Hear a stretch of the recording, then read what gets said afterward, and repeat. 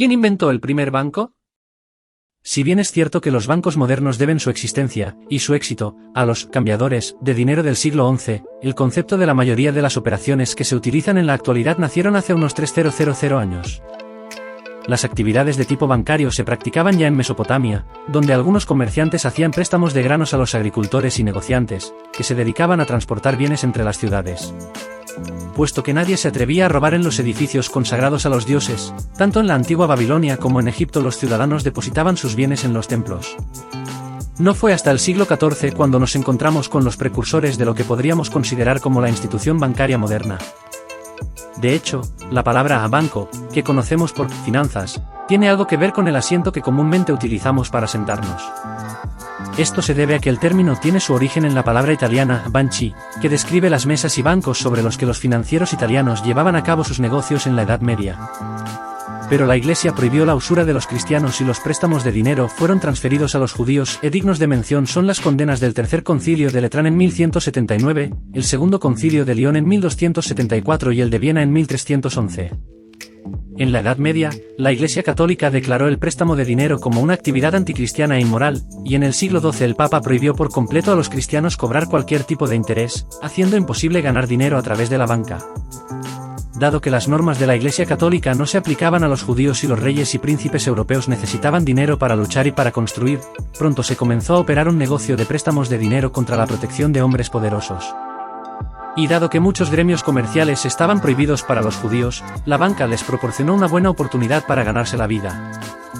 Aunque las transacciones bancarias más primitivas existían desde mucho antes, hasta el resurgimiento económico del siglo XIII su alcance era limitado. Así, en los albores de los siglos XII-XIII, los banqueros se agrupaban en tres categorías diferentes: los prestamistas, los cambistas o banqueros de depósito, que intercambiaban monedas de distintas regiones, y los banqueros comerciales. Son dignos de mención, por ejemplo, los registros que han sobrevivido de una empresa comercial genovesa involucrada en la banca desde 1244 hasta 1259. Bautizada con el nombre de Leccacorvo, aunque tenía una organización laxa, casi rudimentaria, su negocio no lo era tanto, ofrecía contratos de cambio a larga distancia y destacaban los asientos de transferencias en los libros bancarios, en su mayoría sobre giros. Y gracias a esos documentos sabemos que comerciantes, banqueros, funcionarios gubernamentales establecidos, incluidas las comunas de Piacenza o Génova, el Papa o el Rey de Francia formaban parte de su amplia clientela. En la ciudad toscana de Lucca del siglo XIII, en la que el arte de cambiar dinero era algo muy apreciado, también podemos distinguir dos grupos de banqueros profesionales. Los primeros, los cambistas, ya eran conocidos desde hacía mucho tiempo.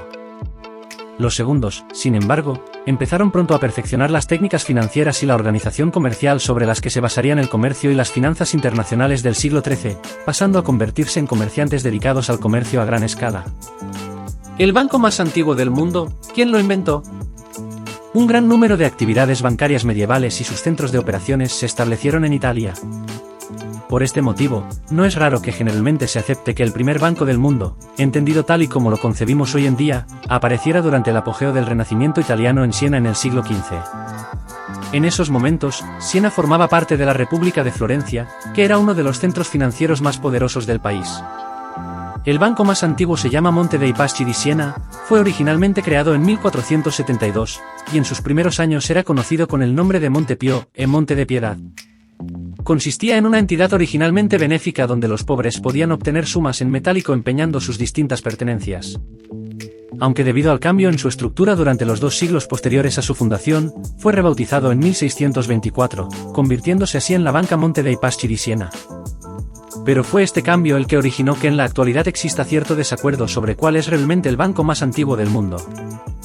Especialmente si recordamos que en el año 1590 se fundó el Berenberg Bank de Hamburgo, creado en la parte alemana del Sacro Imperio Romano Germánico, y que destaca por ser el banco más antiguo de cualquier tipo que lleva operando continuamente con la misma entidad legal. Desde entonces, ha sido propiedad, y está controlado, por la misma familia. Y en la actualidad es una institución financiera multinacional que opera como banco de inversión y banco privado. Sea como fuere, cuando Siena se incorporó al Gran Ducado de Toscana, y el Gran Duque Ferdinando II, en 1610-70, otorgó a los depositantes de monte los ingresos de los pastos estatales de Mereme como garantía, el banco terminó consolidando e incrementando su actividad bancaria, algo que se hizo patente durante los siglos XVII y XVIII. Hasta nuestros días. La Taula de Canvi de Barcelona, el primer banco público de Europa. Lo cierto es que unos años antes de la fundación de Montepío, en la Lonja de Barcelona se abrió el 20 de enero de 1401 una taula de canvi, que se encontraba cubierta con el escudo de armas de la ciudad. Consistía en una institución financiera que facilitaba la movilidad de capitales en un momento en el que el comercio y los viajes a larga distancia se habían incrementado notablemente. Un año después, en 1402, Guillem Colom i Saplana se convertía en el primer administrador de la Taula de Canvi de Barcelona, que se encargaba de proporcionar crédito al monarca y al consejo de la ciudad, a la vez que aceptaba depósitos de particulares con mejores garantías, jugando con ello un papel importante en la vida pública catalana a lo largo del siglo XV.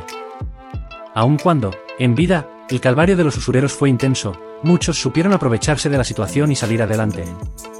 Aunque en la Divina Comedia no hay usureros en el purgatorio, todos están en el infierno, con el inicio del siglo XIII surgieron nuevas posibilidades ideológicas. Y, con ello, el amanecer de la banca.